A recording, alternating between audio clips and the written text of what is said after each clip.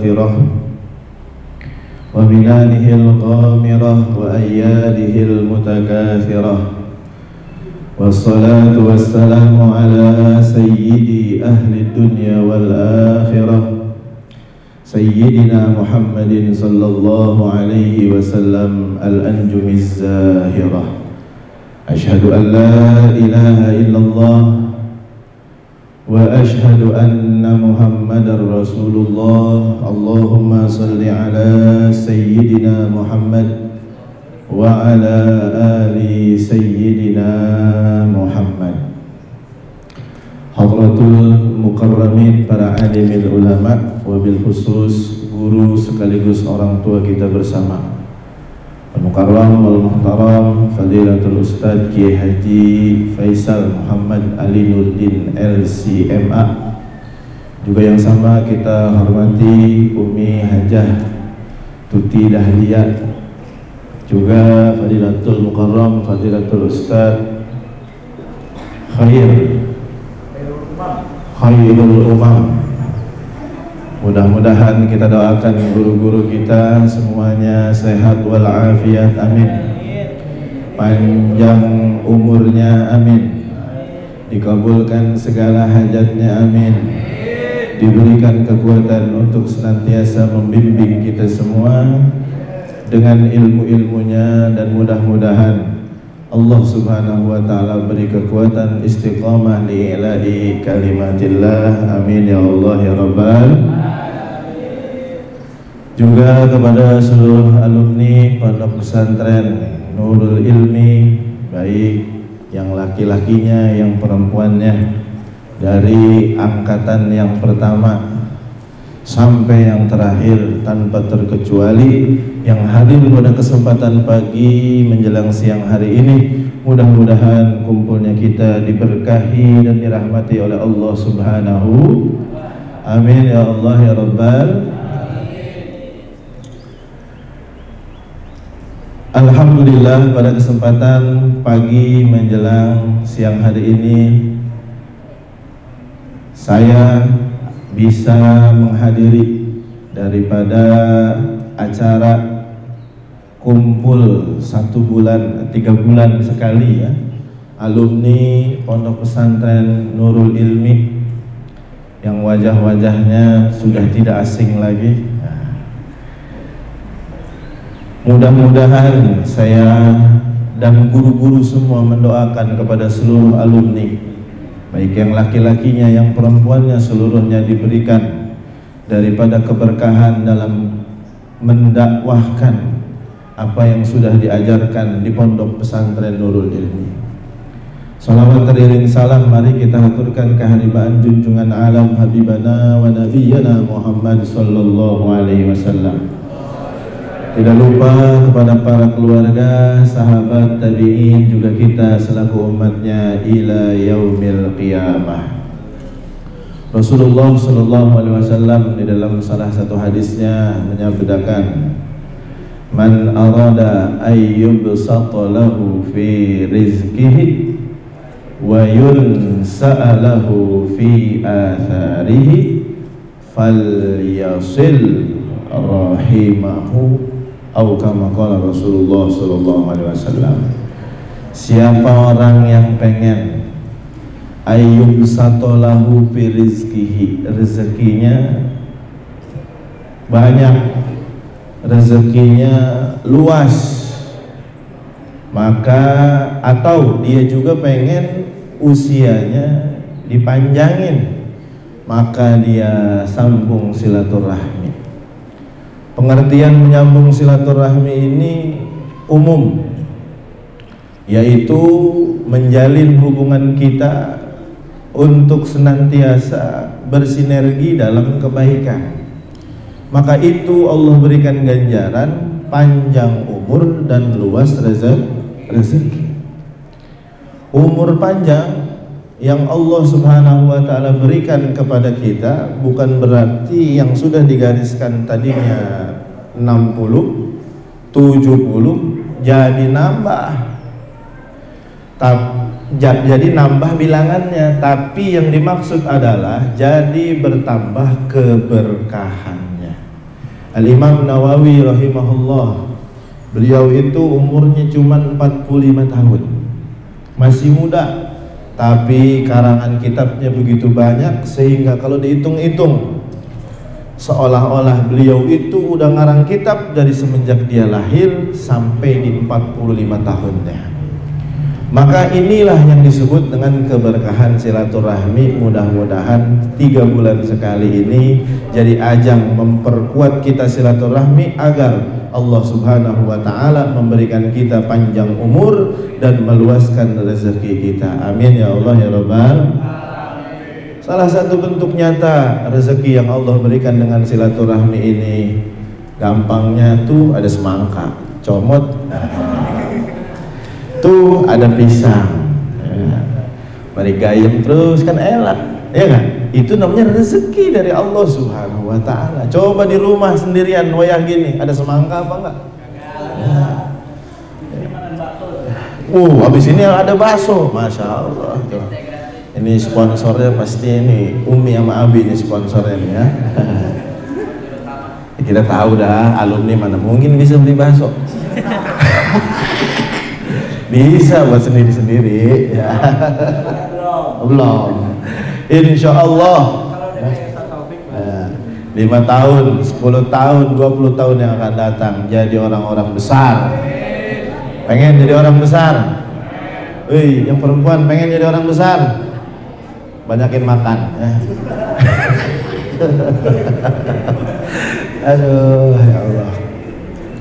Rasulullah SAW memberikan nasihat ya kepada Abu Dzar Al-Ghifari. Nah, ini di dalam kitab yang dikaji juga setiap subuh dulu di pondok sama Abi tuh yang ngajar tiap Jumat subuh. Kalau masih inget ya alhamdulillah, nggak inget ya kita ingetin. Katanya, kata Nabi Muhammad SAW kepada Abu Dzar Al-Ghifari, jaddidis safinah fa innal bahra amikun. Jaddid, perbaharuilah, kencengin bautnya, mulai perkuat as-safinah itu perahu. Fa innal bahra, sesungguhnya itu lautan, amiq, sangat dalam. Dulu di pondok luang lingkupnya sama temen doang. Di pondok silaturahminya sama kakak kelas, sama adik kelas, sama guru-guru, sama ustadz, sama masyarakat sekitaran di sini. Tapi begitu keluar luang lingkupnya lebih besar. Maka dari itu makin besar ruang lingkup, makin gede ombak yang akan kalian terjang. Makin gede ombak yang menghadang kita, makin gede juga kemungkinan rusaknya kapal. Betul apa betul? Dulu di pondok udah biasa ngapain? Sholat jamaah. Keluar jadi alumni masih sholat jamaah. Alhamdulillah. Seminggu berapa kali? Dulu di pondok ngapal Quran subuh, maghrib, murojaah. Betul? Sekarang di rumah kalau maghrib ngapain? Hah? Ini pada diem aja. Dia mengerti apa dia bingung? Hah? Kalau di rumah habis maghrib ngapain? Ngaji. Masya Allah. Sungguh mulia dirimu. Dulu di pondok puasa Senin Kemis, ya gak? Puasa gak tuh? Puasa, walaupun ada yang nyolong-nyolong muka ya. Di rumah puasa gak tuh Senin Kemis? Hah? Alhamdulillah enggak ya. Artinya mulai pada kendor, ya gak? Kekuatan ini niat, kekuatan ini tekad, sebagaimana dulu di dalam ceramah daripada itu ketika wisuda, luar biasa, luar harus semangat, luar harus semangat, punya yang namanya ulul himmah, hikmahnya ada di puncak. Baru pas mau keluar pondok, Begitu ngelihat ombaknya udah takut duluan. Masya Allah. Baru ada sedikit angin udah masuk angin, gampang keterjang. Inilah ujian, ini silih berganti datang. Ada ujiannya lewat ekonomi, akhirnya yang dipikirin duit. Ada yang diuji lewat pasangan hidup, kawin. Ada yang nanya, Ustadz nanti habis lulus, habis wisuda saya bingung kenapa? Mau ngelamar kemana? Mau ngelamar apa dilamar? Bingung. Apalagi perempuan, tuntutan lingkungan. Dah perempuan masuk sekolah jangan tinggi-tinggi, sebab dia emang gak jauh-jauh, dapur sumur kasur di situ aja. Bagaimana melahirkan generasi-generasi yang produktif, yang hebat, yang berwawasan kalau ibunya juga nggak berwawasan, kalau ibunya juga nggak punya ilmu pengetahuan? Maka seorang anak lahir tergantung dari ibu yang mana. Ibunya hebat, maka anaknya juga hebat. Nah, ini yang disebut namanya ujian keimanan. Am hasibtum an tadkhulul jannah walamma ya'tikumul ba'sa wadh-dharra wa zulzilu hatta yaqula ar-rasul walladzina ma'ahu mata nasrullah ala innan nasrallaha qarib. Am hasibtum, apakah kalian kira, walam amhasitum antadkhulul jannah, ketika kamu mau masuk surga itu gampang. Dulu di pondok kayaknya orang punya ilmu kayaknya enak banget ya, ngelihat abi mondar-mandir ngajar di sono, ngajar di sini, dijemput orang, nggak tahu aja susahnya, nggak tahu aja capeknya, nggak tahu aja goyangannya, goncangannya. Ternyata goncangannya makin sini makin kuat. Apalagi begitu kalian terjun di masyarakat, Masya Allah, banyak mata memandang, banyak pikiran menilai bagaimana nih santri harusnya beramal, bagaimana apa yang harus dilakukan seorang santri di masyarakat. Disorot. Sholat jamaah satu waktu hilang aja, santri mah diomongin. Mana dia? Nggak sholat jamaah itu santri, diomongin. Ini yang disebut dengan yang namanya wazulzilu, goncang hatinya. Walamma ya'tikumul ba'sa, datang kesulitan, datang ujian, datang itu yang namanya segala macam keluh kesah, capek. Ya bahkan yaqular rasul terdahulu aja mengatakan mata nasrullah. Ya Allah, begini amat nih cobaan, sampai dia ngomong kapan pertolongan Allah ini datang. Ya kan? Saya tanya nih, Nabi Ibrahim dulu waktu pas mau dibakar, tahu gak mau diselamatin sama Allah? Gak tahu. Nabi Ibrahim suruh masuk ke dalam api yang katanya 40 hari itu api baru padam. Sebelum masuk, tahu gak mau diselamatin sama Allah? Enggak. Nabi Ismail, begitu pisau yang begitu tajam nempel ke lehernya tuh, tahu gak mau diganti sama gibas, kambing yang gede? Enggak tahu. Nabi Yunus sebelum ditelan ikan, tahu nggak bakal dikeluarin nama Allah Subhanahu Wa Taala? Nggak tahu. Semua nabi, orang-orang soleh diceritakan ketika akan dapat pertolongan Allah, nggak ada info sebelumnya, nggak ada bocorannya dulu. Sampai mereka wazulzilu, apakah benar ini jalan yang saya tempuh? Mata nasrullah, sampai mereka katakan kapan ya pertolongan Allah datang? Kok masih begini-gini aja ya? Maka sesungguhnya Allah jawab, ala innan nasrallaha qarib, sesungguhnya pertolongan Allah dekat.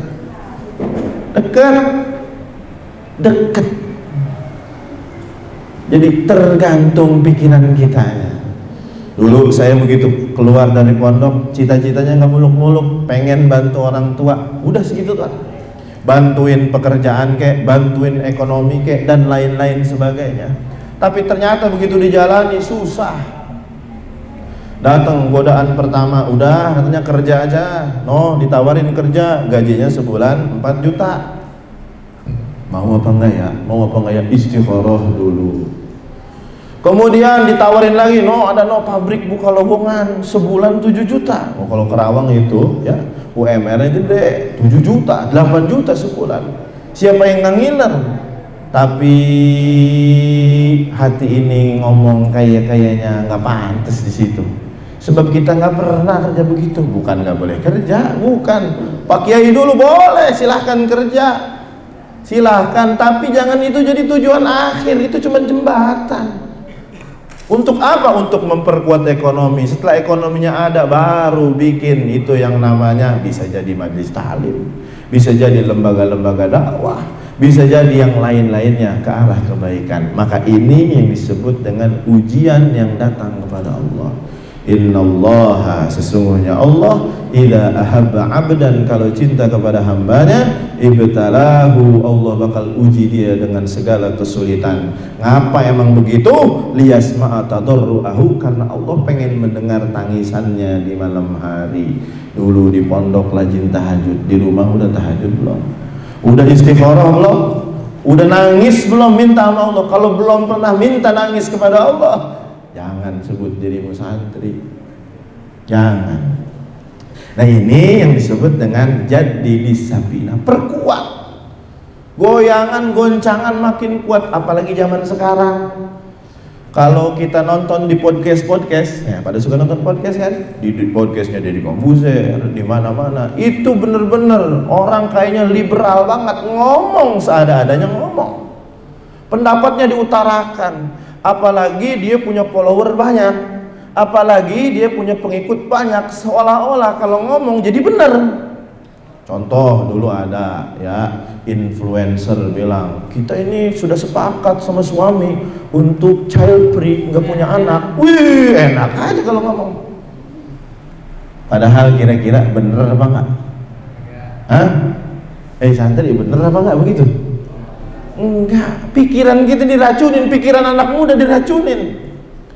Kalau anak muda kayak begini nih, ya satu orang yang ngomong bisa yang namanya kita tolak. Kalau 1000 orang, contoh nih, misalkan kamu bawa kelinci, tiba-tiba ada seorang tuh beli kucing di mana? Ih, ini bukan kucing, ini kelinci. Satu orang yang nanya, 2 orang yang nanya, beli kelinci di mana? Ini bukan kelinci. Ini bukan kucing tapi kelinci. 2 orang. Nah, kalau 1000 orang nanya, lama-lama kita tengok juga ini kelinci apa kucing. Bener nggak? Kalau 2 orang yang nanya, baru 2 orang yang nanya, baru 2 orang. Yakin ini kelinci, Pak, bukan kucing. 2 orang. 3 orang masih bisa, 4 orang masih bisa. Tapi kalau ada 100 orang yang bilang, yang digendong, yang dibawa sama kita adalah kucing, akhirnya kita tengok juga ini kucing apa kelinci sih yang bener. Ragu juga. Hati-hati nih pemikiran sekarang. Maka dari itu Allah Subhanahu wa ta'ala banyak berfirman di dalam Al-Quran, yaitu dengan kalimat subhana. Ya enggak? Banyak tuh ya subhana, termasuk peristiwa Isra Mi'raj diawali dengan subhana, yang artinya maha suci. Allah Subhanahu wa ta'ala ini terbebas dari segala kekurangan, sehingganya Allah pengen jelasin kepada kita perkara yang kagak masuk logika sekalipun bisa menurut Allah Subhanahu wa ta'ala. Biasanya begitu tuh. Nah, hikmah dari itu adalah memperkuat keyakinan kita. Yakin nggak sama Quran? Yakin nggak sama Quran? Yakin nggak sama hadis? Yakin. Cuman keyakinan kita sampai di mana? Sampai di mana? Udah bener belum keyakinan kita? Apalagi tadi banyak pikiran-pikiran nyeleneh, ya gak? Apalagi diantaranya, banyak tuh kalau ngeliat podcast, apalagi ngeliat dark jokes, ya gak? Ya. Itu kayaknya kita mondok 6 tahun kayak percuma itu kalau ngelihat yang begitu-gitu. Ngelihat podcast ini, podcast itu, pendapat orang ini, pendapat orang itu yang bebas-bebasnya. Maka Allah ngajarin kita tuh dalam peristiwa Isra Mi'raj untuk benar-benar ngeyakinin sesuatu hal yang kayaknya nggak mungkin. Maka kalau syariat itu datang dari Allah, ada di Quran dan ada di hadis jelas dalilnya, jangan dipikirin pakai akal pikiran kita, jangan dipikirin pakai akal kita, tapi terima pakai iman. Setelah itu baru tanya nih, kira-kira kenapa begitu? Nah, kan begitu tuh, ya kan? Jadi kalau ada syariat datang, nggak usah pakai ditanya, nggak usah diakal-akalin gitu. Itu kenapa begitu ya? Itu kenapa bisa begitu? Terima dulu pakai iman. Setelah imannya terima, akal kita boleh tanya, kenapa bisa demikian? Baru jawabnya pakai ilmu. Tapi kalau nggak punya ilmu ya nggak bisa jawab. Contoh nih, contoh. Dalam ilmu fikih, itu ada yang namanya qadha. Betul, perempuan udah qadha belum? Ini udah bulan Rajab. Jadi inget qadha, jadi inget perempuan qadha. Yang tahun kemarin udah qadha belum? Serius nih? Yang laki-laki udah qadha belum? Barangkali ada ya. Kali ada yang dapat ya. Ya dapat sakit.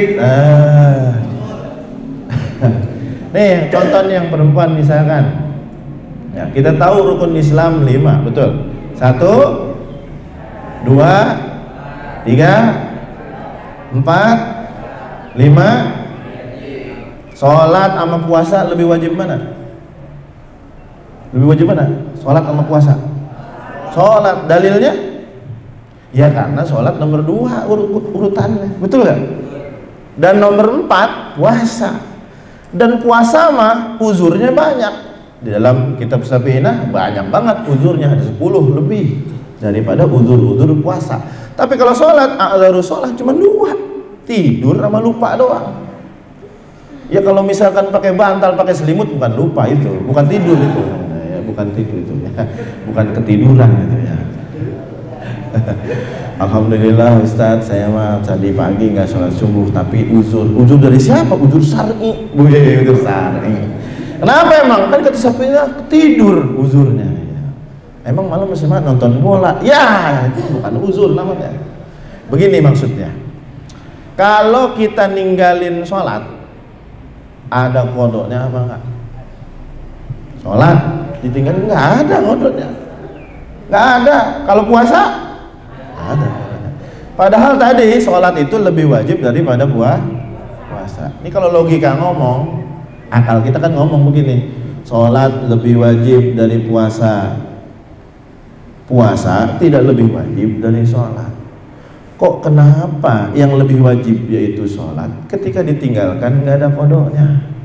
Tapi puasa yang tidak lebih wajib daripada sholat ditinggalkan kok ada kodoknya? Kata akal tuh, kata logika pikiran kita begitu katanya. Kira-kira benar apa enggak? Benar. Tapi ilmu fikih bilangnya gimana? Enggak. Kalau sholat enggak ada kodonya, kalau puasa ada kodonya, iya enggak? Terus gimana sikap kita? Ngikutin akal apa ngikutin ilmu fikih? Oh, Pak, imanin dulu, terima dulu, terima, jangan pakai dipikirin, pakai akal pikiran. Puyeng, terima dulu. Amantu billah wa amantu bima jaa mir Rasulillah. Saya iman dulu dah pada Allah, iman dulu apa yang dibawa sama Nabi Muhammad, baru boleh nanya nih akal lama-lama. Kok bisa begitu ya? Oh, ada hikmah, ada jawaban. Jawabannya gimana? Pakai ilmu. Setelah kita tanya ke guru-guru, ke kiai-kiai, Ustadz kok bisa begitu itu? Kok sholat yang lebih wajib daripada puasa kagak ada kodonya, puasa yang tidak lebih wajib daripada sholat kok ada kodonya? Ini nggak masuk logika ini. Jawab jangan ini. Jawabannya pertama, alasannya ternyata Allah Maha Pengasih Maha Penyayang itu bukan bohongan, beneran. Kenapa? Allah sayang sama perempuan. Coba bayangin kalau sholat yang ditinggalkan harus dikodok dalam 1 minggu, misalkan perempuan ya kan haidnya 7 hari, misalkan 6 hari dah, 6 kali 5 Waktu sholat 5. 6 kali 5 30. Habis haid coba kodok 30. Sebulan sekali kamu kodok 30 waktu sholat, kuat apa enggak? Perempuan ini nggak pada diem aja nih ya. Oh, pada pakai masker ya.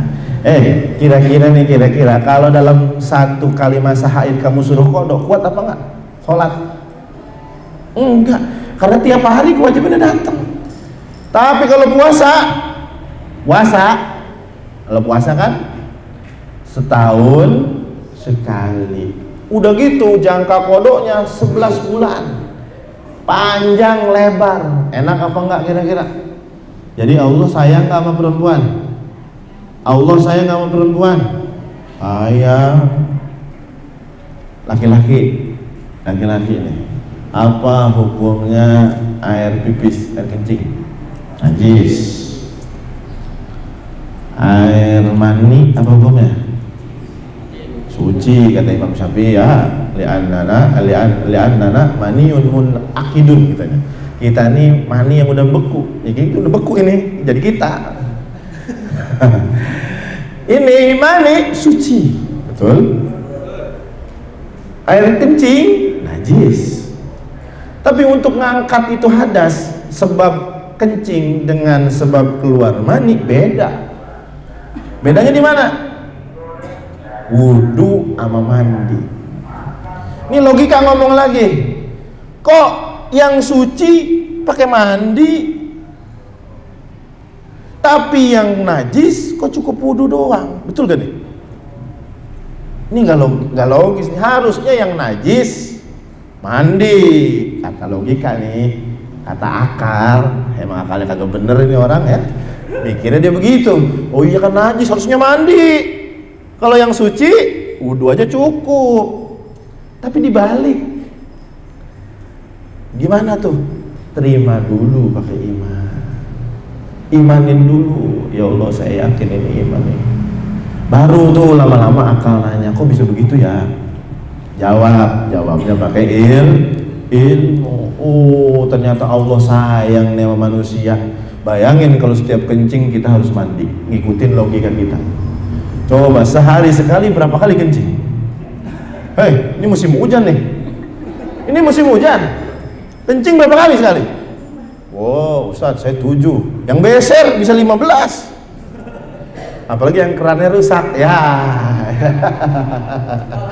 Sehari bisa lebih dari 5. Bayangin tiap kencing mandi. Ledes ente. Masya Allah. Ya enggak? Kalau sayang nggak tuh? Sayang. Tapi kalau mandi, kenapa begitu keluar walaupun dia hukumnya suci, dia harus mandi karena dia mah keluarnya lama jaraknya. Ya kan? Seminggu berapa kali? Ini kacau nih. Ya.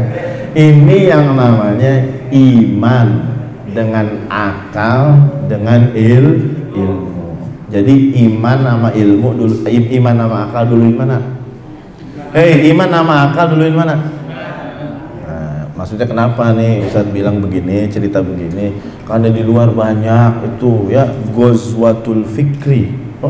Ghazwatul fikri. Jadi gimana nih pikiran ini diolah seolah-olah kayak bener. Bahkan mungkin santri aja pada ragu. Buktinya masih banyak yang WA sama saya nanya masalah-masalah sepele. Masalah-masalah kayak begitu tuh. Karena yang ngomong orang viral, kalau yang ngomong adalah influencer, seolah-olah kayak bener aja. Maka dari itu jadi disabinah, perbaharui kapal. Kapal itu niat itu tekad yang ada di dalam diri kamu untuk menjadi orang-orang yang bermanfaat di masyarakat. Karena sesungguhnya makin sini lautan makin dalam. Paham tuh? Itu aja yang bisa disampaikan. Kurang dan lebihnya mohon maaf. Saya yang bicara di sini dan lebih baik dari antum semua yang mendengarkan. Wallahul muwaffiq ila aqwamit thoriq. Assalamualaikum warahmatullahi wabarakatuh.